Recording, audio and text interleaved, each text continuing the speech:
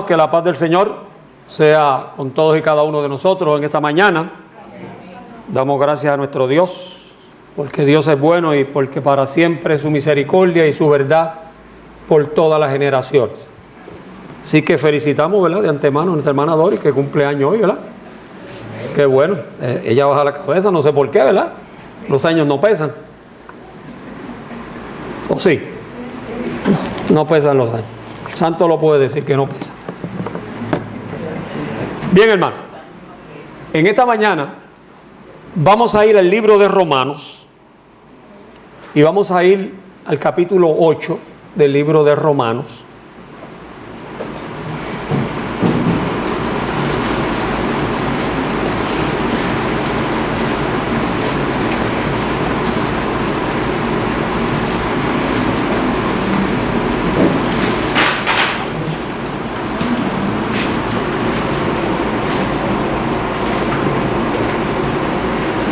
Dice el apóstol Pablo en Romanos 8:31,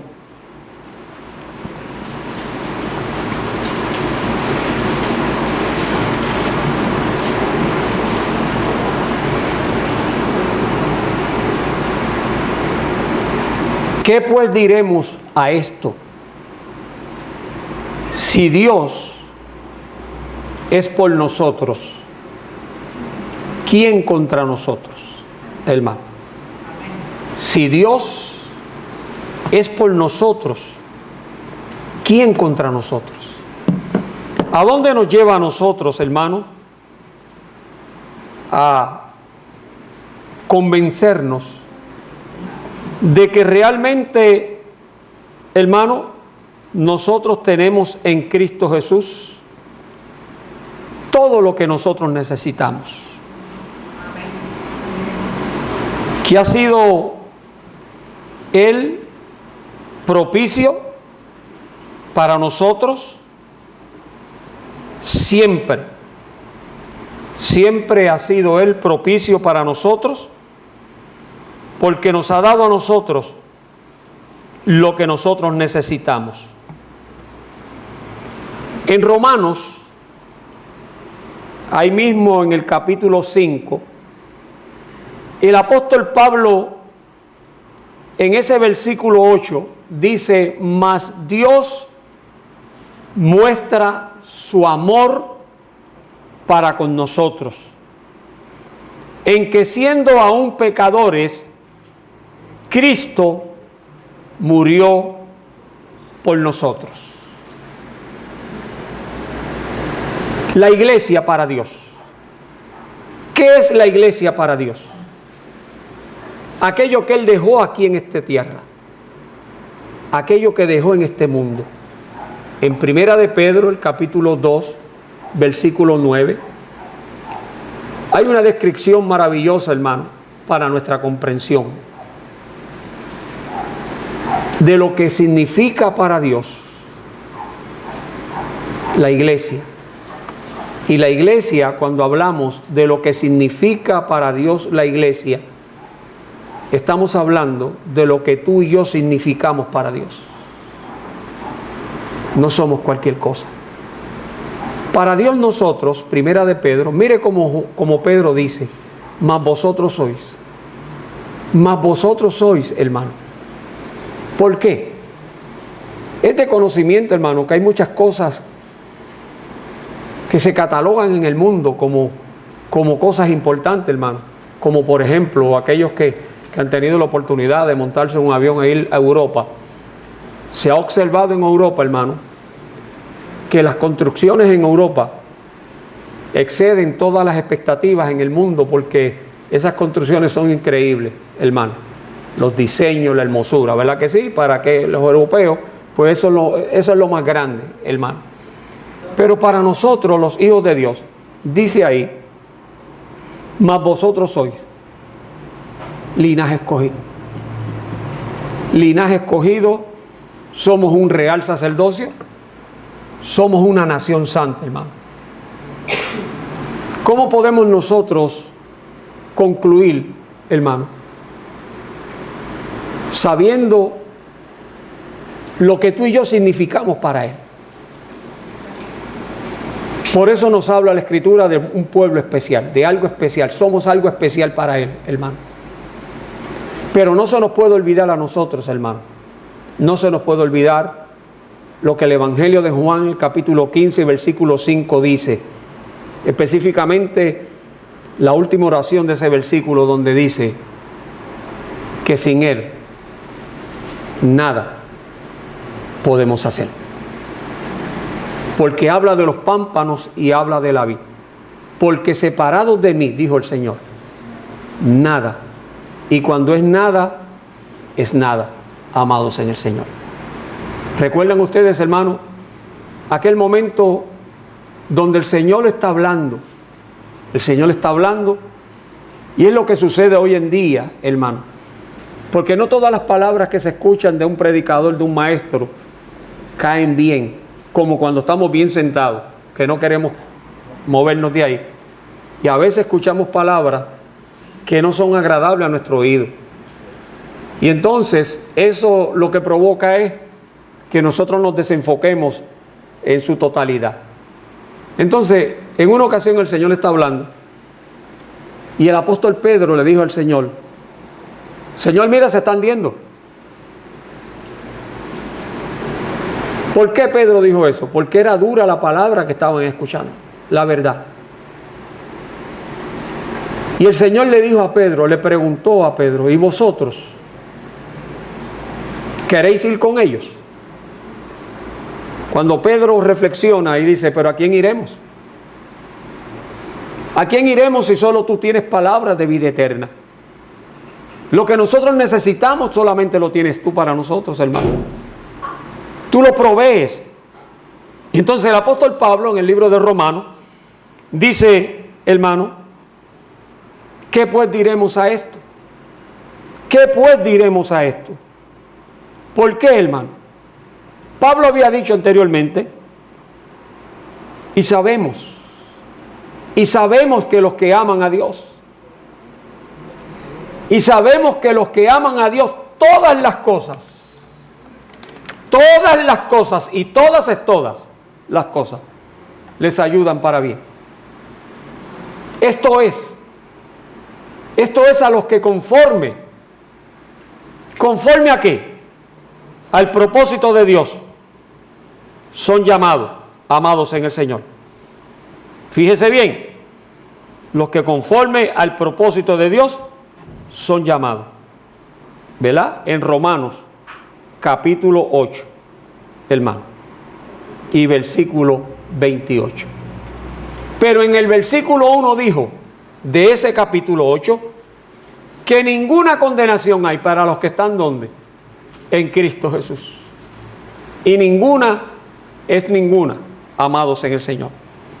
Así que entonces, hermano, el apóstol Pablo continúa diciendo en el versículo 32 de Romanos: el que no escatimó ni a su propio Hijo, sino que lo entregó por todos nosotros, hermano. ¿Ha tenido usted la experiencia, ha vivido la experiencia, hermano, de que un hijo suyo le ha pedido algo y usted le ha dicho que no? Estoy seguro que sí. Y después el peso del no es que yo se lo pude haber dado, aunque haga daño. La conciencia nos remuerde, hermano. Remuerde la conciencia, hermano. Pero a veces, en muchas ocasiones, el no es mucho mejor que un sí, hermano. Imagínese usted leyendo Romanos 8:32, que dice ahí: el que no escatimó ni a su propio Hijo. Figúrese usted, hermano, de que Dios en ese momento pasara revista y dijera: yo no voy a morir por él. Porque quien debe morir es Él, no yo. Porque yo no lo hice, lo hiciste tú.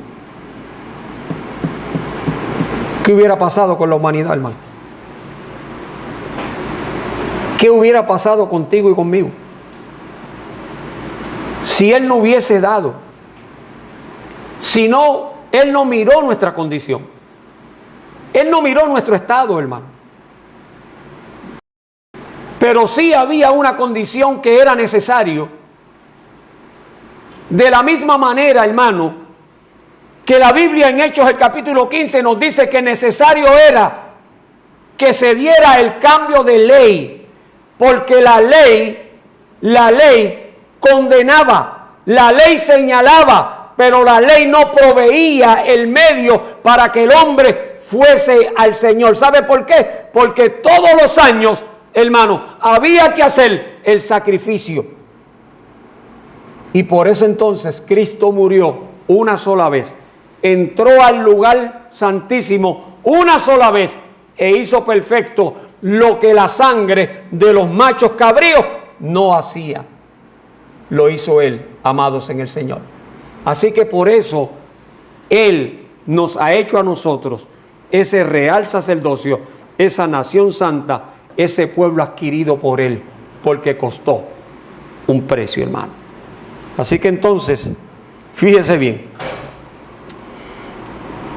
si Dios hubiese evitado, en vez de dar a su Hijo, si Dios hubiese evitado la muerte de Cristo, no hubiese escatimado, no hubiera escatimado, hermano, pero Él lo entregó a la muerte expiatoria. Así que entonces, si Él hizo eso, ¿cómo es que no nos dará Él todas las cosas? ¿Cómo es que Él no nos dará todas las cosas, hermano? Las que nosotros necesitamos. Como dice entonces, ¿verdad?, el libro de Filipenses, hermano. Ese libro de Filipenses maravilloso. En el capítulo 1 y versículo 6 dice: estando persuadido de esto, que el que comenzó en vosotros la buena obra, la perfeccionará hasta el día, de Jesucristo. Hasta el día de la aparición de Jesucristo, Él seguirá trabajando en cada uno de nosotros, perfeccionándonos, hermano. Porque ¿qué quiere hacer Él de nosotros? ¿Qué quiere hacer Él de nosotros? Un pueblo santo, porque se lo va a presentar a Él mismo. Y habla entonces sin mancha, sin arruga, sin contaminación. Entonces ese es nuestro esfuerzo, amados en el Señor. Y por eso Pablo le decía a los Gálatas que un poquito de levadura leuda toda la masa, hermano. Y los que saben de panadería o tienen algún conocimiento de hacer bizcochos, que saben que si se le echa más de lo que tiene que echarse la levadura, ¿qué hace? Se daña, ¿verdad que sí? No produce el efecto que nosotros buscamos. Así que entonces, fíjese bien, hermano, ¿cómo es que entonces Él no nos dará todas las cosas del versículo 28? Es por eso, hermano, que nosotros hemos sido bendecidos con toda bendición espiritual en los lugares celestiales. Y podemos preguntarnos, hermano, nosotros somos seres humanos, ¿verdad que sí? Somos seres humanos. La conversación de Jesucristo con Pilato, el momento de la oración de Juan 17 de Jesucristo. ¿Cómo Él entonces, hermano? ¿Cómo Él entonces? La iglesia, cuando Cristo hace la oración modelo, no estaba establecida todavía. Pero Jesús dijo que no los quitaras del mundo, sino que los guardara. Porque todo lo que tú me diste, ni uno se perdió. Solamente Judas, que era hijo de perdición. Y por eso decía que lo que tengo en mi mano nadie me lo arrebata. Pero no te pido que los quites, sino que los guardes, para que así como tú y yo somos uno, que ellos sean unos también. Y pidió por aquellos que han de creer en mí por la palabra de ellos, amados en el Señor, para que así como tú y yo somos uno, ellos también sean uno, hermano. Así que entonces, para ser uno solo en Cristo Jesús, necesitábamos que Él nos diera todas las cosas que necesitamos nosotros, hermano. Pero ¿cuántas cosas tú le has pedido al Señor que al día de hoy el Señor todavía no te las ha concedido? Porque el no del Señor es una respuesta.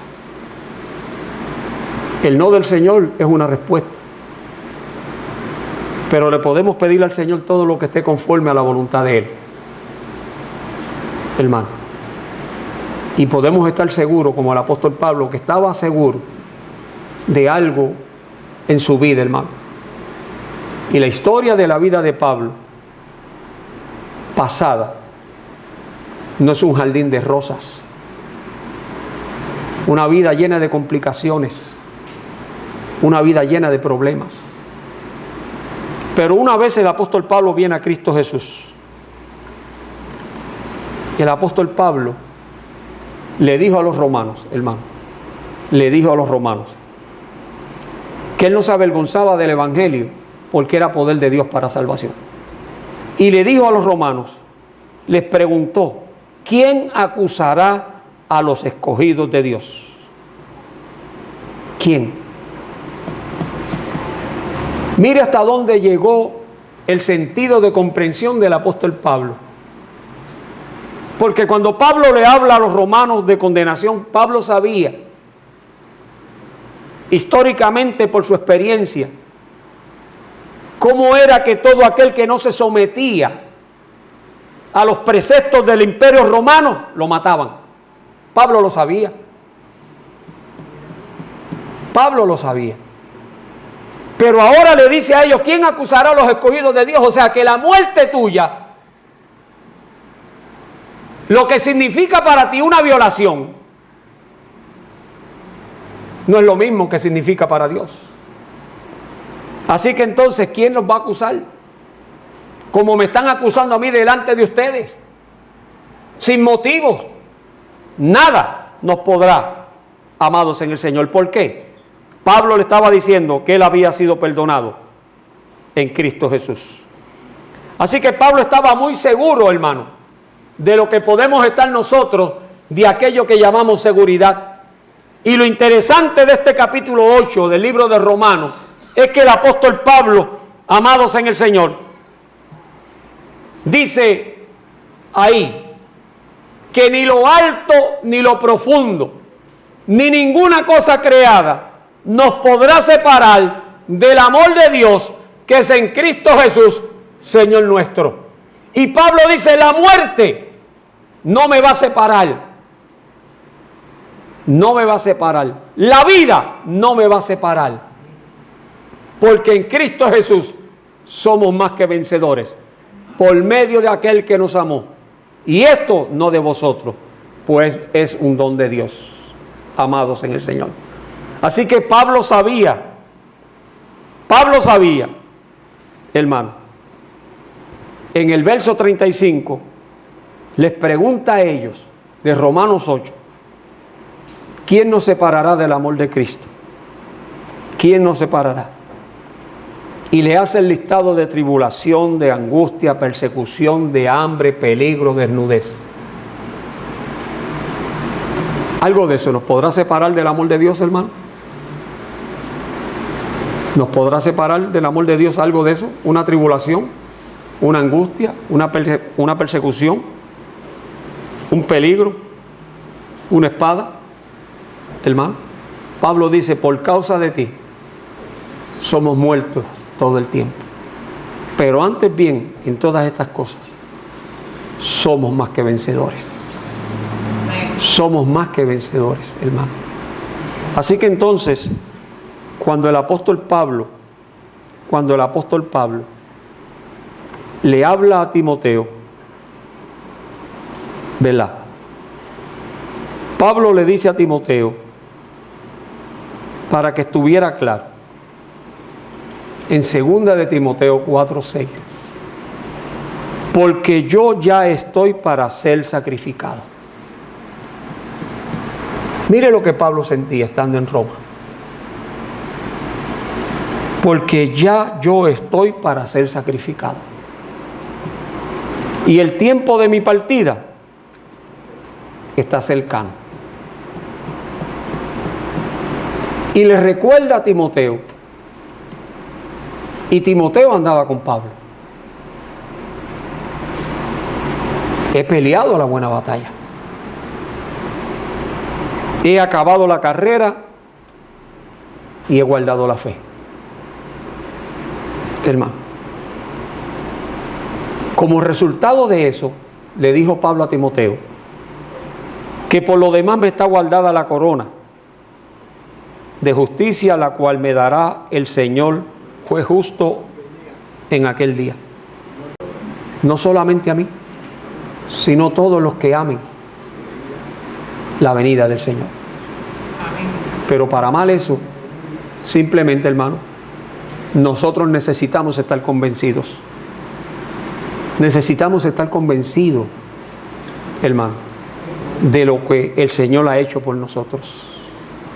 De lo que el Señor ha hecho por nosotros. Mire, ayer yo estaba haciendo un trabajo en Carolina.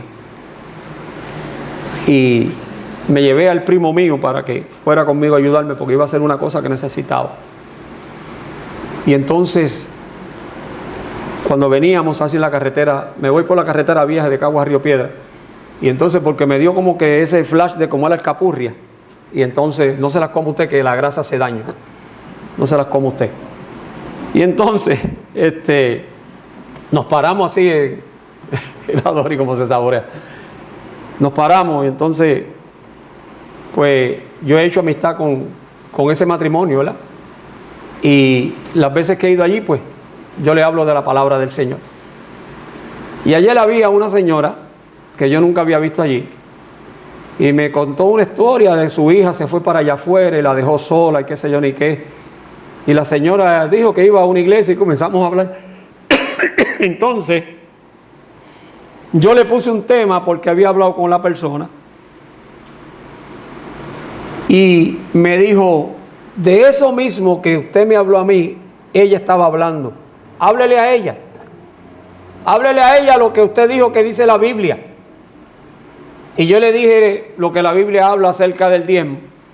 Y entonces la señora me dijo, porque la Biblia dice, traer los diezmos al alfolí para que haya alimento en vuestra casa. Y yo le dije, sí, claro que sí, porque si yo no trabajo, ¿cómo va a haber compra en casa? Dígame, si yo no trabajo, a mí eso no me lo regalan. Yo tengo que ir al supermercado con la esposa mía a hacer una compra. Y si yo no tengo chavos para pagar, ¿qué va a pasar? Claro, Ruth lo paga, pero la primera opción es Rafi, no es ella. La primera opción es Rafi, ¿verdad? Y yo le dije, mire señora, yo le quiero hacer una pregunta. ¿Usted sabe la historia de lo que usted me está hablando? Y ella se quedó como mirando. Porque usted no es levita, ¿verdad que no? ¿O usted es levita? ¿Usted es judío? ¿Verdad que no? Pues entonces la división de las tierras, que los levitas no tuvieron heredad, que entonces fue el mandato dado del Señor que le llevaran alimento a los que servían en el templo. ¿Y el pastor suyo es un levita? ¿O un boricua? ¿O un qué sé yo? Le dije. ¿Ah? Eso era para la nación judía. La señora sigue insistiéndome que no. Y yo le dije, entonces, o sea, que por encima de lo que la Biblia dice, usted no le importa lo que diga la Biblia, lo que el Señor dijo. Usted lo que le importa es lo que esa persona le está diciendo a usted. Pues mire, señora, cuídese que va a llover, que no se vaya a mojar. Nos vemos, que Dios la bendiga. Nos vemos. Y me fui, porque seguía insistiendo en que, o sea, pero si eso está bien claro. Entonces, amados en el Señor, fíjese bien, Pablo, cuando dice, ¿quién nos separará del amor de Cristo? Fíjese bien, no habla del amor que nosotros tengamos por Cristo, sino del amor que Él tuvo para con cada uno de nosotros. ¿En qué no estimó? En dar a su Hijo, amados en el Señor. Nosotros amamos a Cristo. ¿Sabe por qué? Porque Él nos amó primero. Porque Él nos amó primero. Nos amará siempre, hermano. Y si promesa grande hay que debemos estar convencidos nosotros, es la de Juan 15, cuando el Señor dijo que voy a preparar lugar para vosotros, para que donde yo estoy, vosotros también estéis. Y si me fuere, vendré y os tomaré a mí mismo, para que donde yo estoy, vosotros también estéis. Hermano. Y Él dejó en Juan 15:6 una palabra diciendo, para que no se olvide: yo soy el camino, yo soy la verdad, yo soy la vida. Y nadie va a ir al Padre si no es por mí. Si Él es el camino, la verdad y la vida, debemos estar convencidos, hermano, que nada nos podrá, mientras nosotros hagamos la voluntad de nuestro Dios, hermano. Como el Salmo 44, versículo 22 dice: por causa de ti somos muertos todo el tiempo, somos contados como ovejas de matadero. Un día nosotros tendremos que partir. Pero ese día, hermano, solamente Dios sabe. Pero qué maravilloso, hermano, es poder vivir como el apóstol Pablo vivió, sabiendo que lo que el Señor había hecho en él no era en vano. Porque un día, Pablo, yo estoy más que seguro, hermano, como dijo aquel hombre que dicen que es ficticio, Job, hermano, y Job sí dijo algo grande, hermano. A Job su esposa le dijo: ¿aún tú retienes la integridad? Maldice a tu Dios y muérete. Y le dijo: como suelen hablar las mujeres fatuas sin entendimiento, así has proferido palabra tú. Pero Job le dijo: yo sé que mi Redentor vive y que un día mis ojos te verán, hermano. Así que un día nosotros veremos a nuestro Salvador. Amén. Un día no solamente le veremos, un día, amados en el Señor, estaremos alabando y glorificando el nombre de nuestro Dios, como los ángeles, los querubines y los serafines alaban el nombre de nuestro Dios sin cesar. Nosotros también alabaremos. Por eso entonces no podemos perder de perspectiva, hermano, que la iglesia en este siglo, en este mundo establecida, está para una cosa: para alabanza y gloria de nuestro Dios. Pero debemos estar convencidos de ello, de que estamos en la verdad. Porque yo le digo a muchos hermanos que conversamos: mire, si yo no estuviera convencido de que esta es la doctrina verdadera, yo no estuviera en ninguna secta, porque sería lo mismo, perder el tiempo. ¿En dónde estaría? En el mundo. Pero yo sé que mi Redentor vive, y yo sé que mis ojos un día lo verán. Entonces, hermano, no podemos perder de perspectiva que el cuerpo humano se necesita el uno del otro. Hay ligamentos, hay huesos, hay venas, hay sangre, hay factores importantes en el cuerpo que deben tener un buen funcionamiento. Y ello coordinado, eso es indicativo de que nos hacemos falta los unos a los otros. Porque separado de mí, dijo el Señor, nada podéis hacer. Si nosotros necesitamos, y lo entendemos, y lo deseamos, tener vida en Cristo, Él dijo: yo soy el camino, la verdad y la vida. Ahí está. Lo que tú y yo necesitamos, vamos a necesitar hoy, mañana y siempre. Que Dios te bendiga y que la paz del Señor sea con cada uno en esta mañana.